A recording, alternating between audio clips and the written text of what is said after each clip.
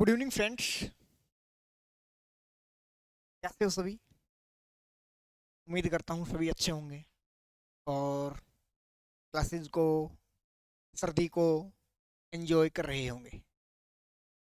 आज एक बहुत ही बेहतरीन टॉपिक के साथ आए हैं और आपसे बात करेंगे जो हमारी नाउन के अगले जो कॉन्सेप्ट को लेकर बात करनी है वो है हमारी आज। देखिए,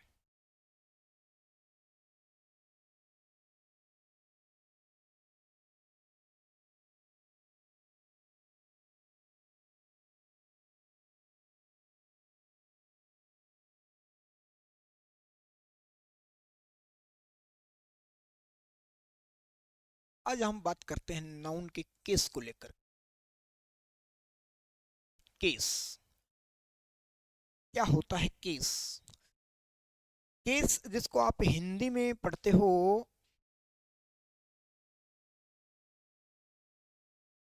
कारक के नाम से। अगर हिंदी में बात करें कारक, कर्ता ने, तो सारे शुरू हो जाएंगे कर्ता ने, कर्म को, करण से, ये है वो ये है ना।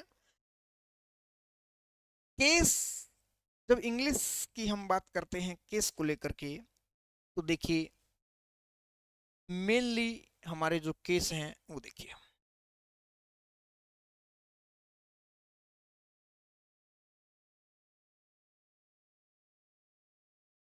सबसे पहले जो है वो है हमारा सब्जेक्टिव केस।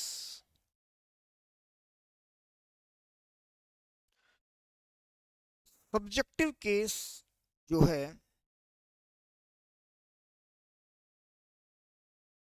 देखिए आपने देखा है कि कोई भी सेंटेंस की जो अरेंजमेंट जो होती है वो होती है सब्जेक्ट, वर्ब, ऑब्जेक्ट। ये एक बेसिक सेंटेंस का स्ट्रक्चर होता है। सब्जेक्टिव केस, मैंने कहा Raveena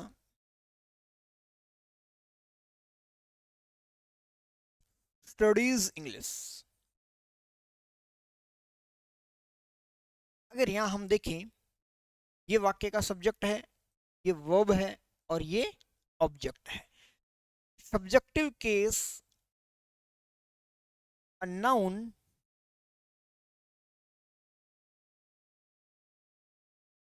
which is used as a subject। Simple सी बात है कि जब कोई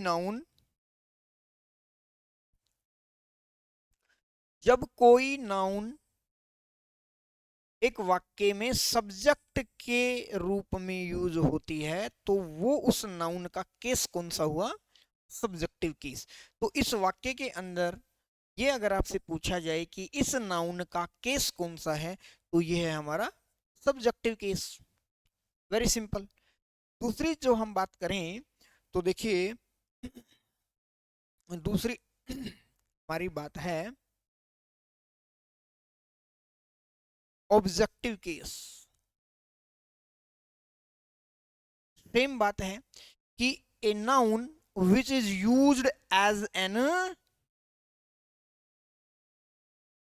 used as an object, as an object. कोई भी नाउन अगर किसी वाक्य में ऑब्जेक्ट की जगह यूज हो रही है वो उस नाउन का ऑब्जेक्टिव केस। अब यहां हम बात करें कि इंग्लिश जो है इस वाक्य में क्या है, तो ये एक ऑब्जेक्ट है। क्या ये नाउन है? बिल्कुल है। तो ये नाउन का ऑब्जेक्टिव केस कहलाएगा। तो इनमें कुछ भी ऐसा नहीं है जो आप लोगों को समझ नहीं आए कि कोई भी नाउन जो सब्जेक्ट की जगह यूज हो वो उसका सब्जेक्टिव केस, कोई नाउन ऑब्जेक्ट की जगह यूज हो वो ऑब्जेक्टिव केस। तीसरा हमारा एक होता है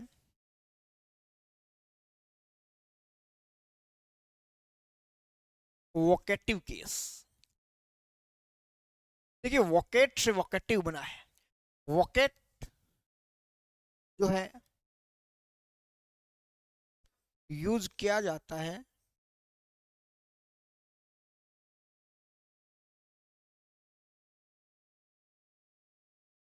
एड्रेस समवन, जब हम किसी को एड्रेस करते हैं, जब हम किसी को क्या करते हैं, एड्रेस करते हैं। जैसे मान लीजिए किसी नाउन का हमने क्या किया, कोई नाम लिया, मैंने कहा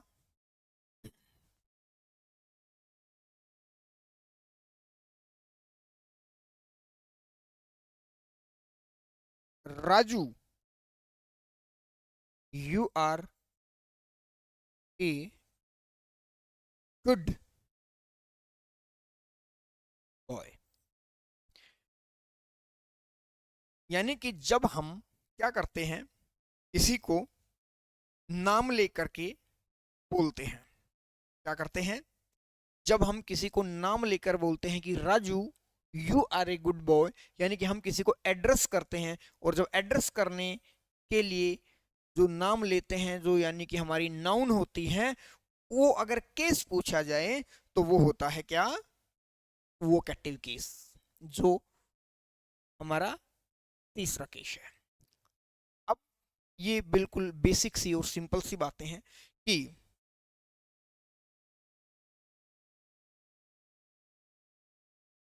सब्जेक्ट की जगह यूज होने वाला सब्जेक्टिव केस, ऑब्जेक्ट की जगह वाक्य में यूज होने वाला ऑब्जेक्टिव केस, और जब हम किसी को एड्रेस करते हैं तो हम वोकेटिव केस का यूज करते हैं। एक होता है हमारा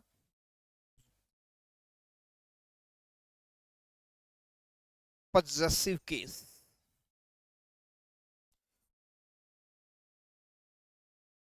पजेसिव केस, यहाँ जो क्वेश्चन बनेंगे वो बड़े लाजवाब क्वेश्चन होंगे। और पजेसिव केस ही एक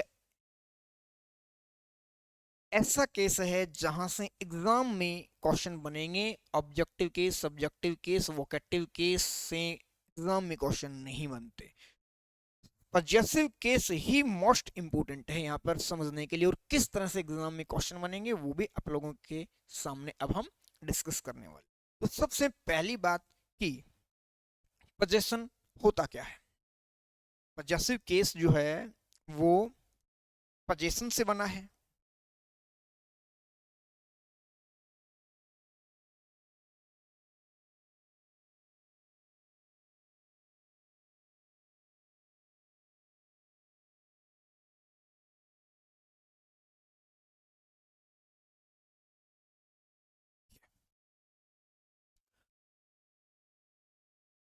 हम बात कर रहे हैं किसकी,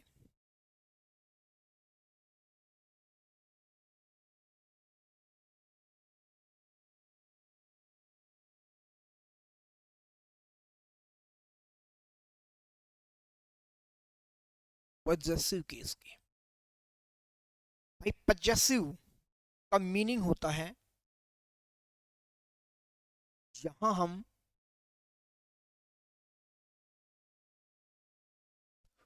ओनरशिप की बात करें या फिर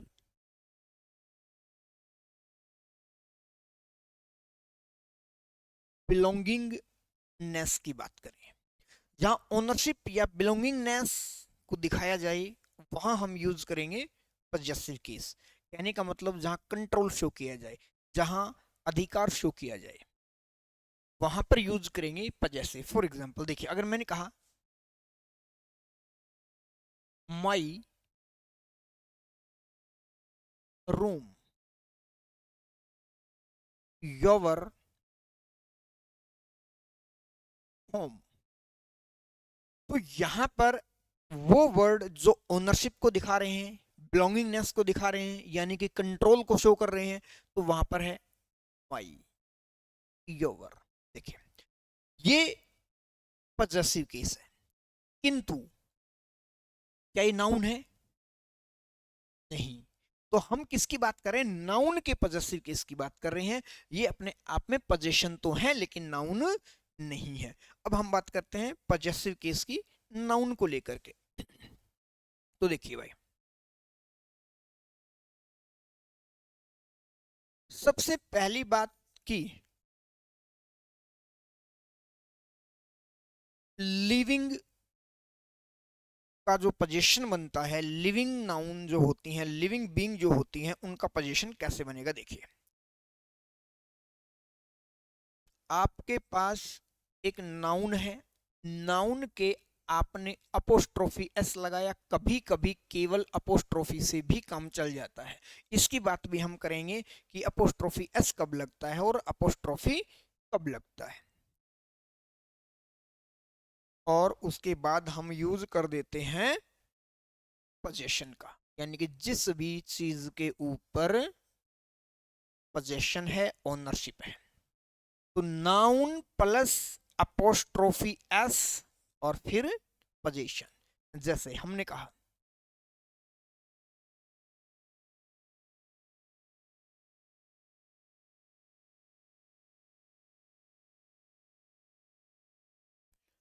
रीना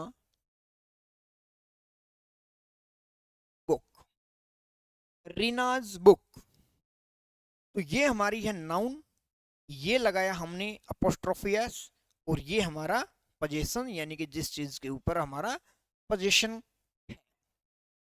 इस अपोस्ट्रोफी एस का अगर हम शाब्दिक अर्थ की बात करें, इसके मीनिंग की बात करें हिंदी में, तो इसका मीनिंग निकलता है का, के और की।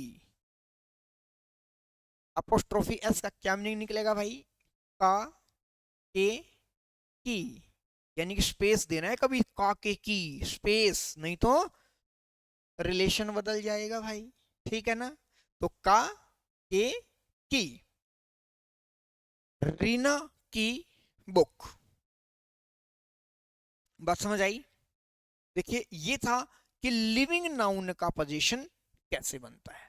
अब जो हमारे पास दूसरी बात निकल कर आती है, वो हमारी जो दूसरी बात निकल कर आएगी, देखिए कोई भी लिविंग है तो उसके ठीक अपोजिट की अगर बात करें तो निकल कर आती है हमारे सामने सर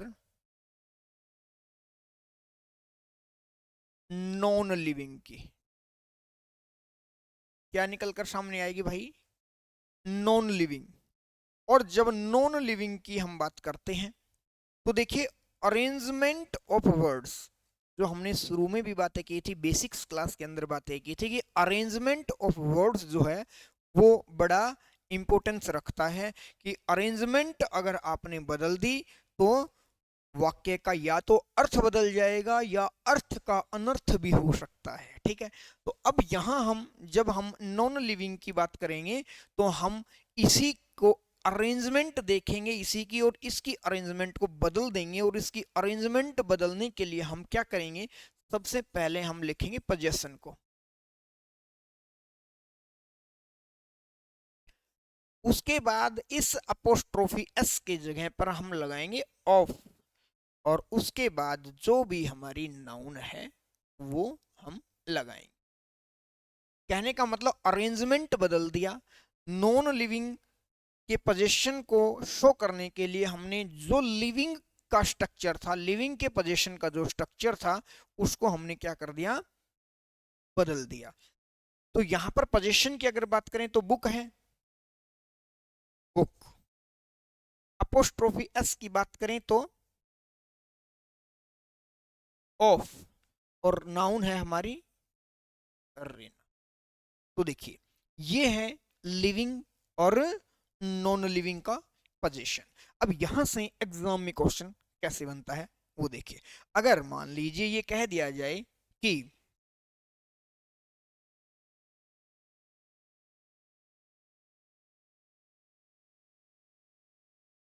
बुक्स कवर, तो देखिए बुक है, अपोस्ट्रोफी एस है, और हमारा पोजीशन है। अगर हम ट्रांसलेशन की बात करें, क्योंकि बहुत सारी गलतियां हमारी किससे होती हैं, एक आदत पड़ी हुई होती है कि ट्रांसलेशन करके देख लेते हैं, ट्रांसलेशन ठीक निकल रहा है तो ठीक है, नहीं तो गलत है। ना ना भाई ना, कॉन्सेप्ट को जानना है, उसके रीजन को जानना है। तो देखिए यहाँ पर अगर हम बात करें बुक, अगर इसके अर्थ की बात करें तो काके की, और ये हमारा पोजीशन, तो बुक का कवर।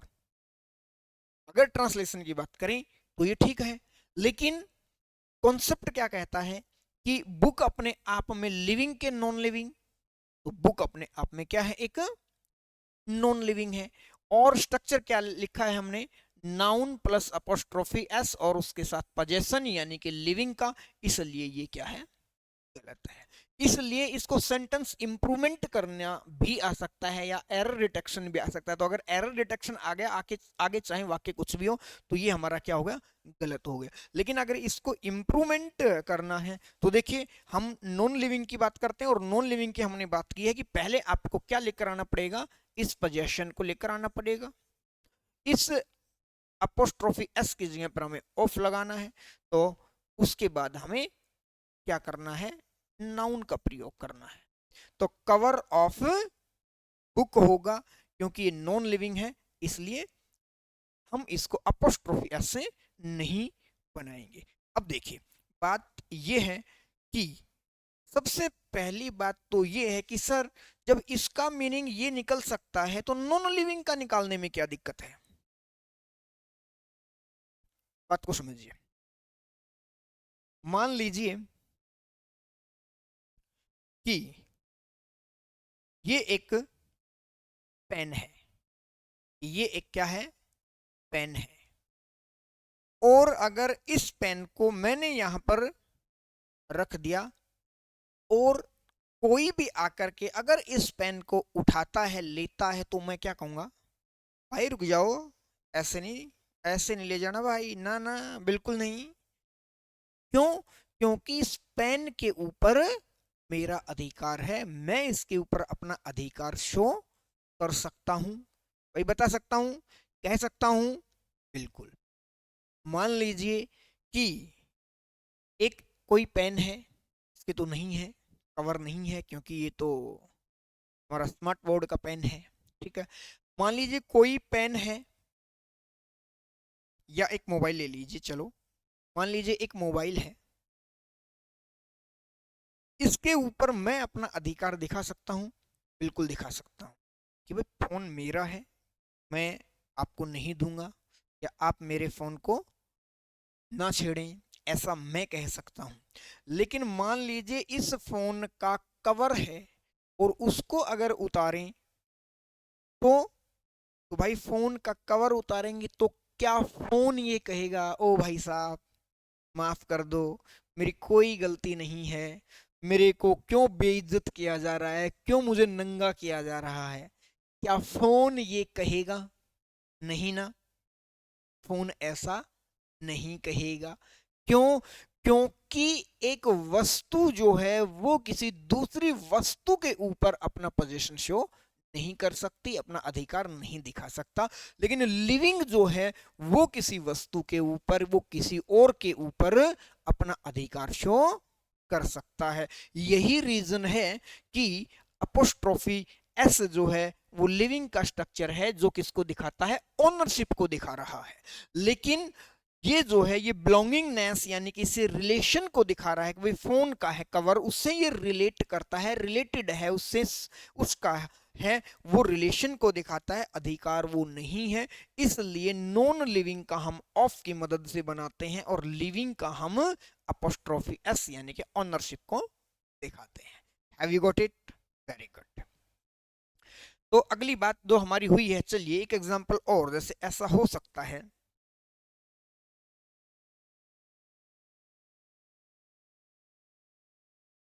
टेबल्स लेग्स, तो बताइए क्या सही है या गलत।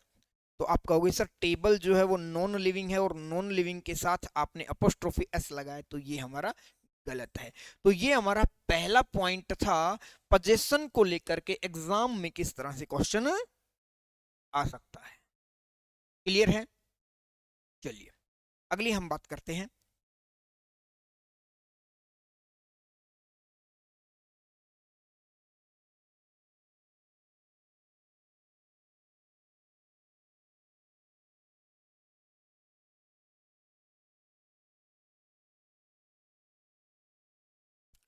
अगली हम बात करते हैं कि मैं कुछ एग्जाम्पल्स लिख रहा हूं, आपको ध्यान से देखना है।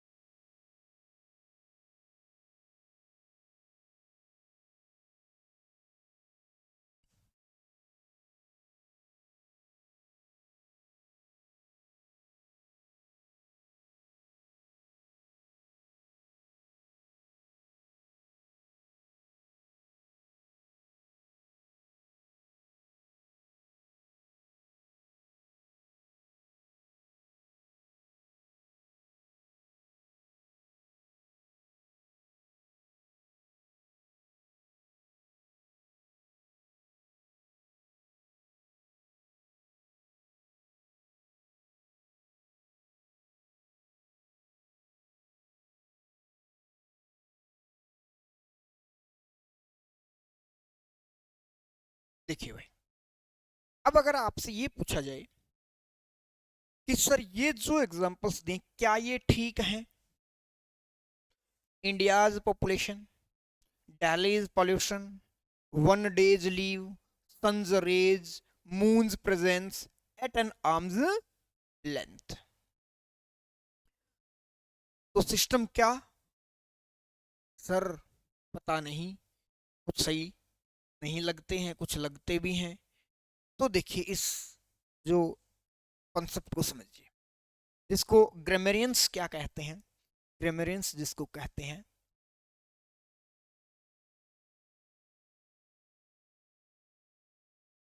एक्सेप्शंस, एक्सेप्शन की बात कर रहे हैं कि सबसे पहला अगर हम एक्सेप्शन की बात करें तो वो आता है कि भाई प्लेस, क्या है? प्लेस, कि प्लेस अगर कोई है तो उसके साथ आप अपोस्ट्रोफी एस का यूज कर सकते हो।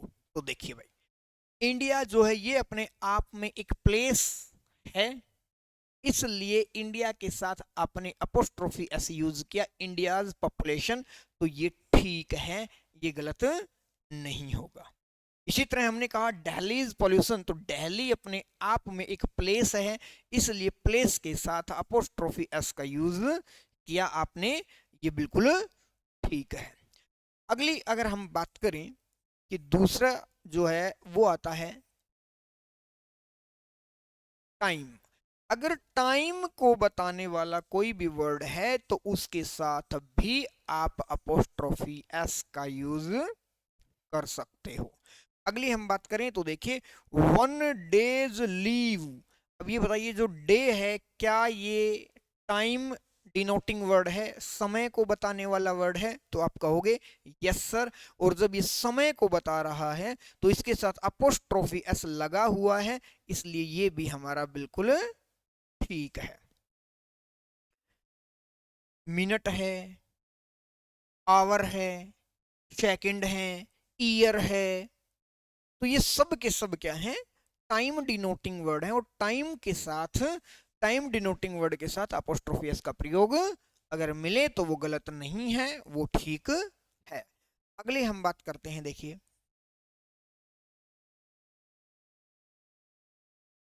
Celestial bodies. अब बात आती है सेलेस्टियल बॉडीज, कि सेलेस्टियल बॉडीज होती क्या है? सेलेस्टियल बॉडीज को देखिए मैं ये कह सकता हूं कि हेवनली ऑब्जेक्ट, हेवनली ऑब्जेक्ट्स को सेलेस्टियल बॉडी कहा जा सकता है, कहा जा सकता है नहीं कहा जाता है। और इसको एक और तरीके से अगर आपको बताया जाए तो हेवनली बॉडीज को मैं कहूं तो मैं ये कह सकता हूं floating objects in the universe. तो अब देखिए फ्लोटिंग ऑब्जेक्ट यानी कि जो इस यूनिवर्स में, इस ब्रह्मांड में बिना किसी स्पॉट के अपने आप में जो घूम रहे हैं वो क्या है? फ्लोटिंग ऑब्जेक्ट यानी कि हेवनली ऑब्जेक्ट यानी कि सेलेस्टियल बॉडीज। जैसे कि हमारा मून है, ठीक है, सन है, ये जो सैटेलाइट हैं, ये सारे के सारे किस में आएंगे? सेलेस्टियल बॉडीज में आएंगे। तो यहां पर हमने बात की है सन्स रेज, तो सन जो है वो अपने आप में एक सेलेस्टियल बॉडी के अंदर है, इसलिए उसके साथ आपने अपोस्ट्रोफी एस लगाया, बिल्कुल ठीक है। यहां आपने कहा मून प्रेजेंस, तो मून जो है उसके साथ आपने अपोस्ट्रोफी एस लगाया, बिल्कुल ठीक है, ये गलत नहीं है। अगले हमने बात की है फोर्थ की, तो देखिए फोर्थ क्या है उस चीज को समझिए आप। भाई फोर्थ जो है हमारा वो आता है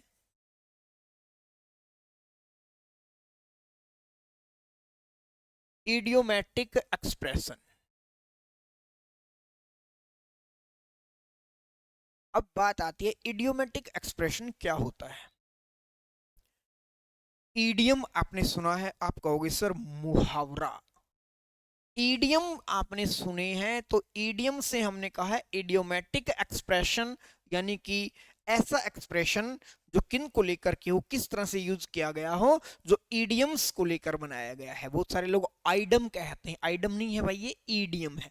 तो इडियोमेटिक एक्सप्रेशन की जब बात करें, तो इडियोमेटिक एक्सप्रेशन यानी कि मुहावरे होते क्या है, किसको हम मुहावरा कहेंगे, कैसा वो अपने आप में दिखेगा, कैसा वो मीनिंग देगा, कैसा उसका यूज होगा। तो बताइए ईडियम क्या होते हैं। तो देखिए, जब इडियोमेटिक एक्सप्रेशन की अगर हम बात करें, तो आपको समझना है क्या, आपको समझना है कि सर इडियोमेटिक एक्सप्रेशन जो होता है वो डिपेंड करता है किसके ऊपर,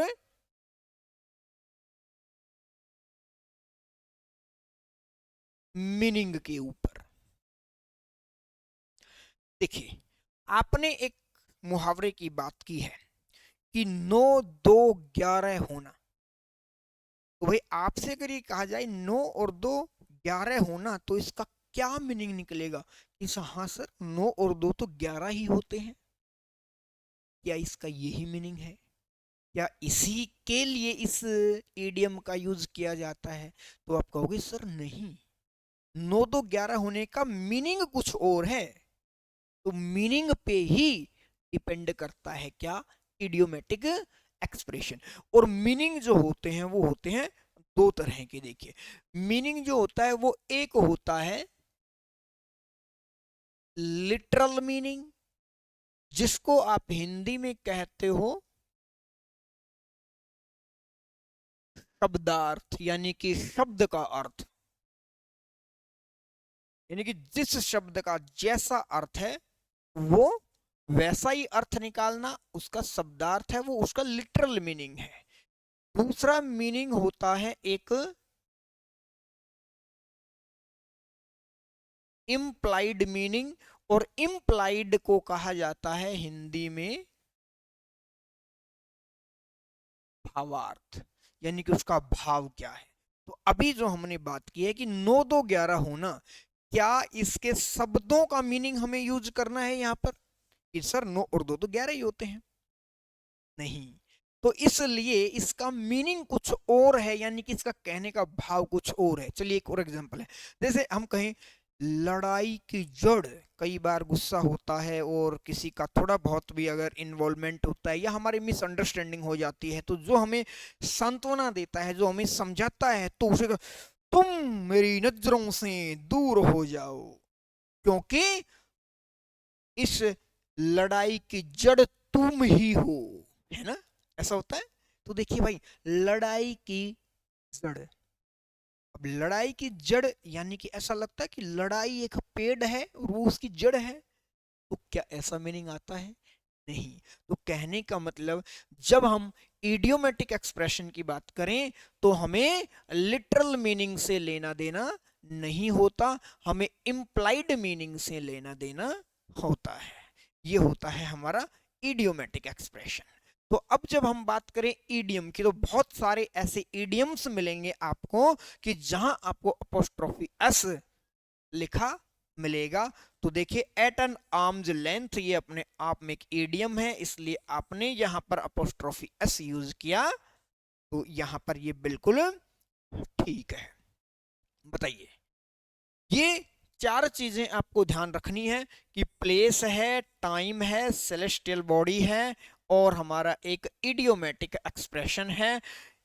इनके साथ आप अपोस्ट्रोफी एस यानी कि पजेशन को शो कर सकते हो अपोस्ट्रोफी एस लगा करके, आपका ये गलत नहीं होगा। तो ये चार बातों को आपको ध्यान रखना है। प्लीज टेक योर टाइम, आप लिख सकते हो, ठीक है।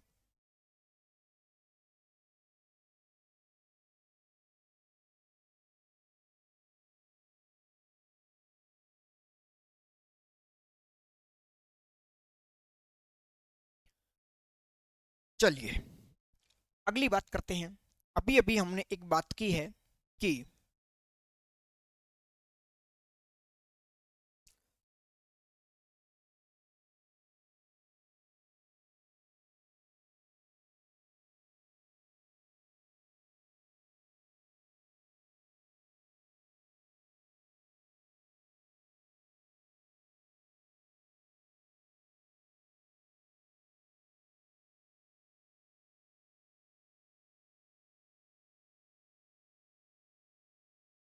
भाई क्या हो गया?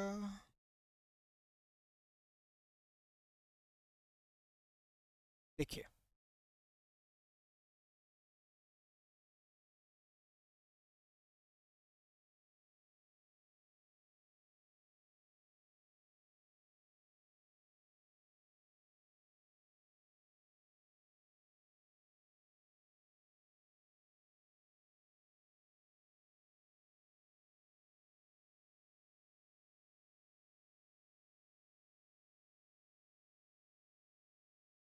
देखिए,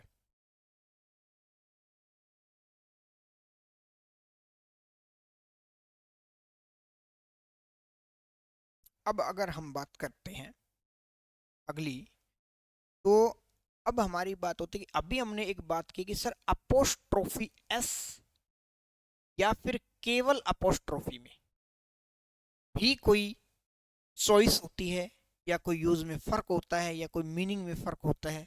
नहीं भाई, अपोस्ट्रोफी एस और अपोस्ट्रोफी एक ही बात है, मीनिंग में कोई फर्क नहीं होता, लेकिन कभी कभी इसका यूज में हम गड़बड़ी कर देते हैं और वो एग्जाम में एरर का क्वेश्चन बन सकता है, वो इंप्रूवमेंट का क्वेश्चन बन सकता है। कैसे? देखिए, बड़ी छोटी सी बात है, आपको एक बात समझनी है कि अपोस्ट्रोफी एस या केवल अपोस्ट्रोफी, ये डिपेंड करता है कि कोई भी नाउन जो है, कोई भी नाउन जो है वो किस प्रकार से लिखा गया है, क्या उसके लेटर्स हैं उस वर्ड के। तो देखिए, जिस नाउन का एंडिंग लेटर क्या हो, एंडिंग अगर ऑलरेडी एस से है, अब देखिए बुक्स के अंदर ये बात भी लिखी गई है कि प्लूरल जो नाउन होती हैं उनको केवल अपोस्ट्रोफी लगाते हैं, और सिंगुलर जो होती हैं उनको हम अपोस्ट्रोफियस लगाते हैं।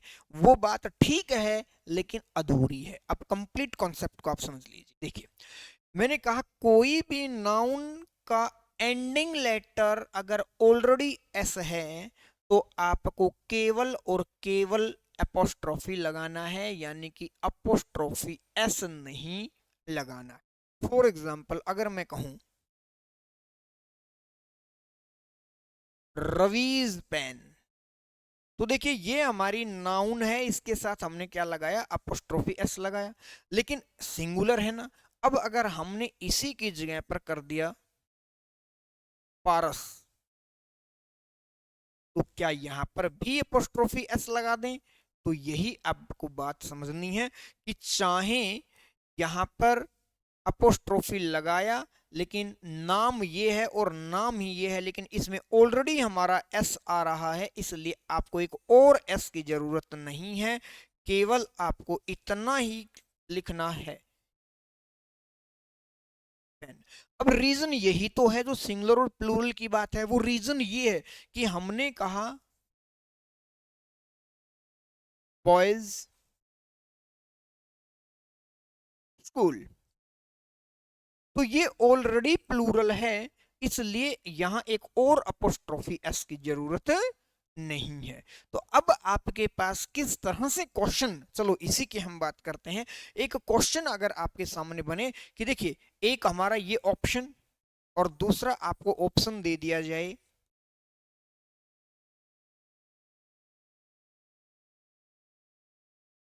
तीसरा आपको ऑप्शन दे दिया जाए,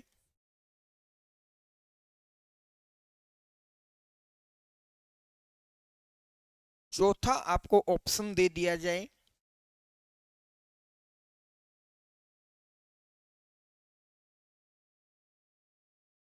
एग्जाम के पर्सपेक्टिव से बड़ा इंपॉर्टेंट कॉन्सेप्ट है समझना इसके लिए। देखिए, आपने अभी अभी बात की है कि सर अगर ऑलरेडी एस है तो उसको एक और एस की, उसके एक ऑलरेडी अगर एस है तो एक और एस की जरूरत नहीं है, इसलिए ये हमारा क्या हुआ, गलत हुआ। हमने कहा बॉयज स्कूल, हमने कहा बॉय के केवल अपोस्ट्रोफी, तो सर यहां तो ना तो एस यहां है ना हमने यहां एस लगाया, तो ये क्या हो गया हमारा गलत। बॉयज और बॉयज। अब बात आती है, इन दोनों को आपको समझना है कि सर ये सिंगुलर है तो हमने अपोस्ट्रोफी एस लगा दिया, और ये प्लूरल है तो अपोस्ट्रोफी। अब ये दोनों ही अगर एक साथ हमें सिलेक्ट करने हैं तो क्या दोनों ही सही हैं? भाई नहीं, जब एग्जाम में अगर इस तरह का क्वेश्चन आ जाएगा तो ऑप्शन तो उसका एक ही सही देगा ना, दोनों तो नहीं देगा। तो देखिए कि सर ये भी तो सही है और ये भी सही है। अब इसको देखना है कि एक कैसे सिलेक्ट करना है। देखिए भाई, आगे जो पोजेशन है, आगे जो पोजेशन है हमारा स्कूल है। अब एक बात बताइए, क्या वो स्कूल एक ही लड़के की है? दिस इज द पॉइंट, यही बात आपको समझनी है कि वो स्कूल, अगर यहां अगर हम ये तो कर दें कि बॉयज पेन, अब तो ये बॉय है, सिंगुलर है, अपोस्ट्रोफी एस लगा दिया, ठीक है, कोई दिक्कत नहीं है। लेकिन भाई स्कूल जो है वो एक ही लड़के की नहीं है और एक लड़के की नहीं है, तो ये हमारा गलत होता है। और ये प्लूरल के केवल अपोस्ट्रोफी लगाकर जो हमने बनाया, ये हमारा क्या होता है? सही होता है। तो ये जो बात थी हमारी, ये इस बात को लेकर के थी कि सर अपोस्ट्रोफी कब और अपोस्ट्रोफी एस कब। यहां तक बताइए किसी को अगर किसी भी प्रकार की कोई भी बात आपको समझ नहीं आई हो तो। क्लियर है भाई? एक बहुत ही छोटा सा कॉन्सेप्ट था, क्लास बड़ी हो जाएगी अगर हम होल कॉन्सेप्ट की बात करेंगे, लेकिन वो हम बात करेंगे अगली क्लास के अंदर। ठीक है।